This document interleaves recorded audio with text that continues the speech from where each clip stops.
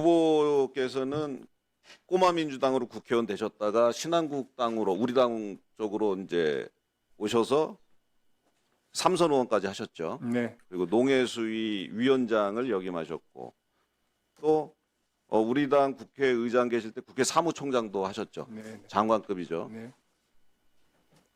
이번에 또 당을 바꿔서 이재명 후보 지지 선언을 하고 전문성도 없는 보훈부 장관 시켜준다니까 얼른 지금 나서게 되셨죠. 대표적인 보훈 인사로 언론이나 뭐 여기저기서 얘기가 나오고 있고 시쳇말로 꿀 발린 데만 찾아다니면서 꿀 빠는 인생이다 이런 비아냥도 나오는데 이것에 대해서 어떻게 생각하세요?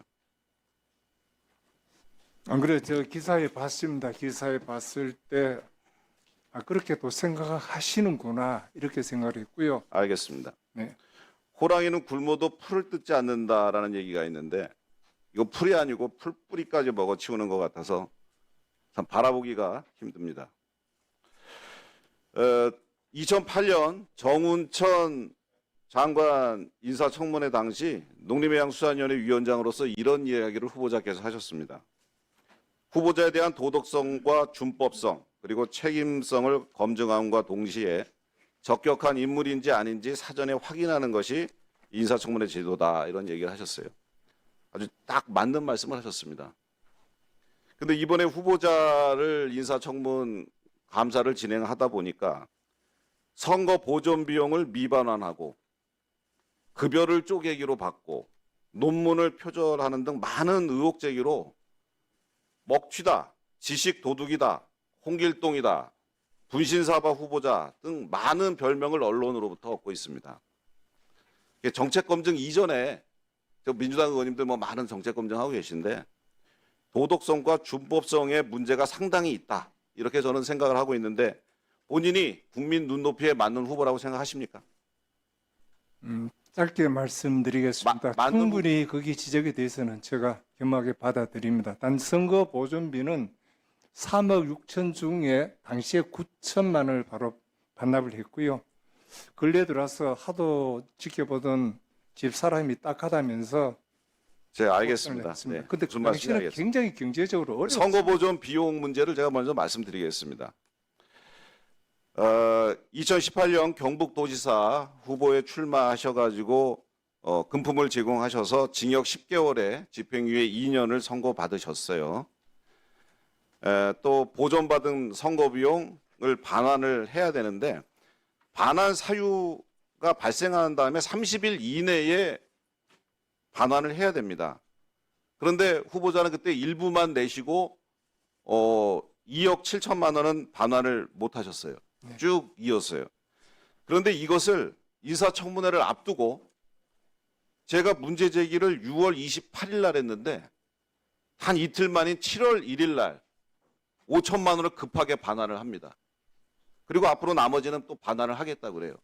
장관 후보자로 임명 안 되셨다면 인사청문 대상이 안 됐다면 아마 이거 소멸시효가 5년이잖아요. 1년만 더 버티면 안 내고 그냥 넘어가겠죠. 저는 1년 안에 후보자가 2억 7천만 원을 갚았을 것이다라는 말을 믿을 수가 없습니다. 그리고 나서 변명이 저는 더 이해가 안 갑니다. 이런 문제가 발생한 것에 대해 지적을 하면 정말 죄송하게 됐다. 내가 뭐 여러 가지 이유 들면서 뭐 조속히 납부하겠다든지 뭐 이런 식으로 나와야 되는데 맨 처음에 재심을 신청하겠다 이렇게 얘기를 했어요. 아니 재심은 4년 전에 대법원 판결 났을 때 그때 신청하는 거지 4년이나 그냥 돈 안 내고 버티고 있다 이제 와서 재심 신청한다는 게 상식적으로 맞지 않는 말을 하고 계시더라고요. 두 번째는 사면이 되면 선거비용 반환 의무가 면제되는 것으로 잘못 인지하고 있다. 처음 해명과 두 번째 해명이 또 바뀝니다. 저는 지금까지 가만히 있다가 급하게 반환을 5천만 원만 하고 사면을 핑계로 실수였다라고 하고 하는 것이 아까 후보자가 얘기하셨던 인사청문 위원장으로서 후보에게 얘기했던 도덕성과 준법성 이런 것에 나머지는 이따 또 다음 기회에 질의하겠지만 다음 질의하기 전까지 후보자 사퇴를 조용히 진지하게 고려해 보십시오. 예, 답변하시겠어요? 짧게 예, 말씀. 답변. 예. 선거 보존비 관계는 전적으로 제가 선관위에 직접 연락을 못한 저희 불찰입니다. 불찰이지만은 실제로 그 일이 일어났을 당시에는 2020년 총선 선거 부채로 제가 굉장히 힘들었을 때입니다. 한 2, 3년 동안은 굉장히 힘들었을 때이기 때문에 당시 바로 9천을 반납을 하고 나머지는 반납을 못 하다가 이번에 하도 보기 딱 했던지 집사람이 통장 하나 끼워서 일단 5천만 원을 했고요. 그 재심 문제는 그때 재심을 하겠다고 했을 때 우리 변호사가 말렸습니다. 이제 앞으로 공직에 아무것도 안 할 텐데 굳이 같이 있었던 사무처장을 고발하고 법적 다툼을 해야 되느냐 말렸기 때문에 저도 그 말도 일리가 있다 싶었고요. 이번에는 분명히 말씀드리는 것은 실제로 허위 공문에 의해서 모든 결과가 나왔기 때문에 그 모든 자료를 가지고 다시 검토를 했었습니다. 하니까 허위 공문이 맞다. 도장 결제가 이 허위 공문이다. 그래서 이번에 재심을 4년 전에도 검토를 했었고 이번에도 그럼 차제에 다시 한번 재심을 한번 해보자.